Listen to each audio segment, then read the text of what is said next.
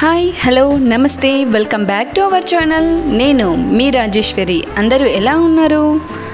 ఈరోజు మనం ఈ వీడియోలో మా తమ్ముడి పెళ్లి వీడియో నేను షేర్ చేస్తున్నాను.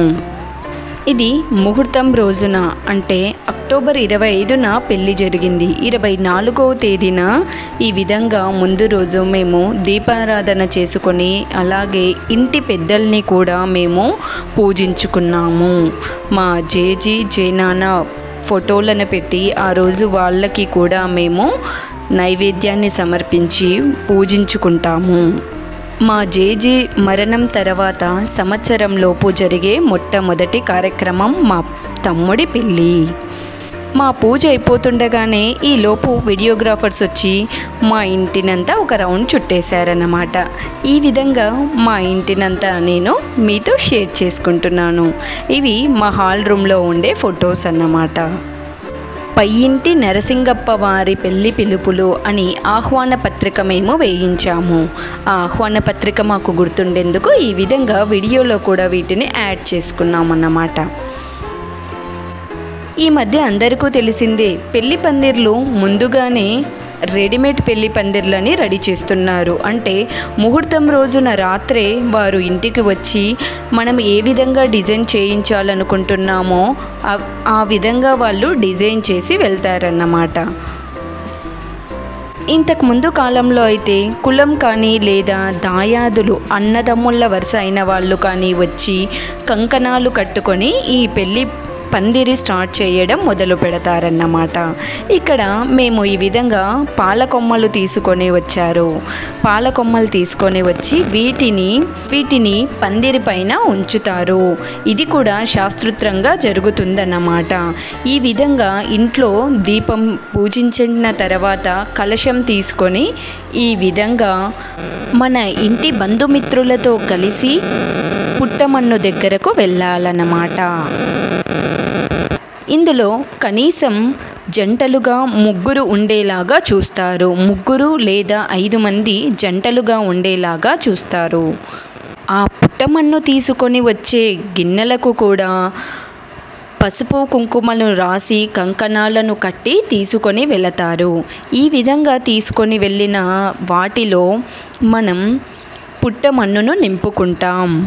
ఈ పుట్టమన్నును తీసుకొని వచ్చి శాస్త్రోక్తంగా మళ్ళీ మనం పందిట్లో కలుపుతామన్నమాట. మా ఇంటి దగ్గరలోనే మాకు పుట్టమన్ను అనేది దొరుకుతుంది. మేము అక్కడే పుట్టకు పాలు పోసి వెళ్తుంటాం.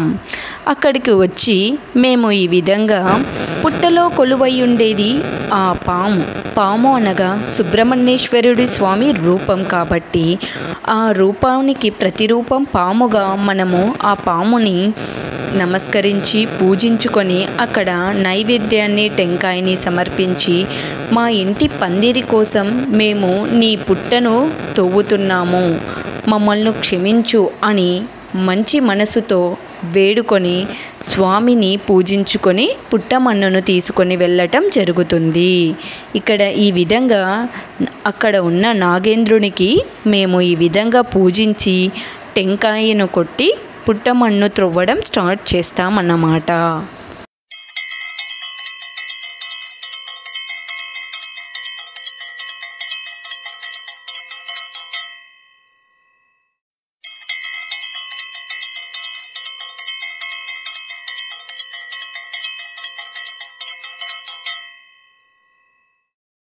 ఇలా పూజించుకున్న తర్వాత నాగేంద్రుడి ఆశీస్సులతో మేము తవ్వడం స్టార్ట్ చేస్తామన్నమాట. ఈ విధంగా గడ్డపారతో కాస్త మన్నును పైకి లేపి ఇలా మేము తెచ్చిన గిన్నెలలో పుట్టమన్నును తీసుకొని వెళ్ళటం జరుగుతుంది. ఇది కూడా ఆ గిన్నెలు కూడా 5 గిన్నెలు ఉండేలాగా చూసుకోవాలి. మేము తెచ్చిన చాటలు 2, 3 గిన్నెలు ఈ విధంగా 5 ఉండేలాగా తీసుకొని వెళ్తామన్నమాట. ఇలా ప్రతి ఒక్కరూ పుట్టమన్నును తీసుకొని ఈ విధంగా తీయాలి. ఇది ఫోటోల కోసం మాత్రమే కాకుండా నిజంగంటే ఇది జంటలుగా ఈ విధంగా పుట్టమన్నును వేయడం మా ఇంటి ఆనవాయితీ.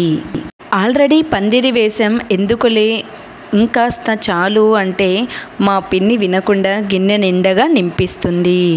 ఇది ఎందుకంటే మనకు పందిరి డబ్బాలలో వేయడానికి ఈ మన్ను ఉపయోగపడుతుంది.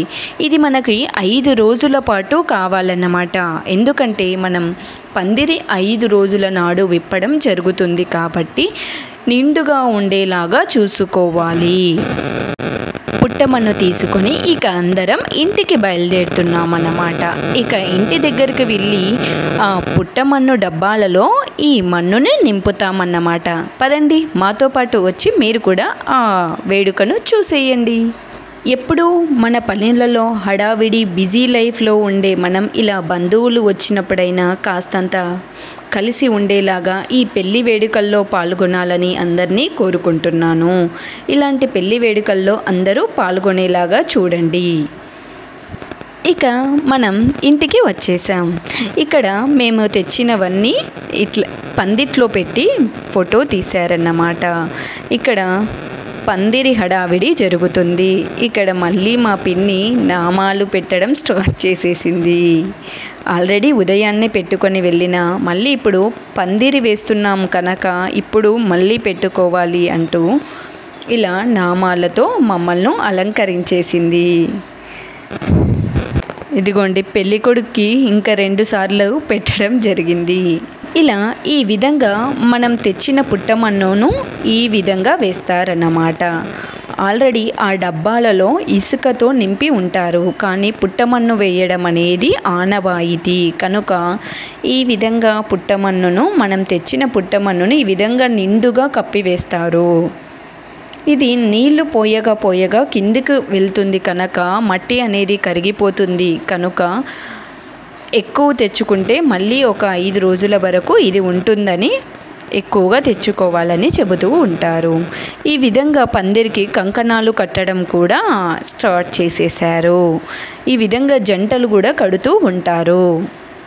ఇలా పందిరిని అలంకరించడం అంటారు. ఈ విధంగా పందిరి అలంకరించిన తరువాత పైన కొబ్బరిను కట్టడం కూడా ఆనవాయితీ. ఎండు కొబ్బరిని తీసుకొని వచ్చి ఈ విధంగా కడతారన్నమాట. ఎండి కొబ్బరి, పసుపు కొమ్ము, ఆకు పెట్టి ఈ విధంగా పైన పందిరికి కడతారు. ఇది రెడీమేడ్ పందిరి కనుక మనం ఎక్కువగా పని చేయనవసరం లేదు. ఉన్న వాటినే అలంకరిస్తున్నాం అన్నమాట. అందుకే త్వరగా రెడీ అయ్యింది.